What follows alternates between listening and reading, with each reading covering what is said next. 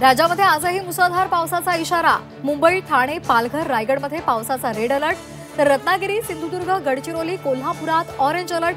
जिल्हा प्रशासनाला सतर्क राहण्याचे आदेश। राज्यातील पूरस्थितीला सरकारचे धोरण जबाबदार। संजय राऊतांचा सरकारवर हल्लाबोल। प्रशासन सक्षम हातात, संकटावर यशस्वी मात, भाजपचं उत्तर।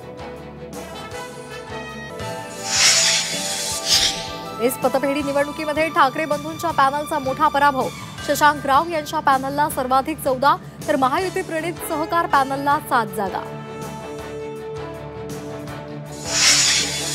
केंद्र सरकार आज महत्त्वाचं विधेयक आणणार। पंतप्रधान आणि मुख्यमंत्र्यांसंदर्भात महत्त्वाचं विधेयक। 30 दिवस कोठडी झाल्यास पद सोडावं लागणार। राजकारणातील गुन्हेगारी रोखण्यासाठी मोठं पाऊल। समुद्रामध्ये मच्छीमारीसाठी गेलेल्या 9 बोटी समुद्रात बेपत्ता। मच्छीमार बांधवांच्या कुटुंबियांची चिंता वाढली।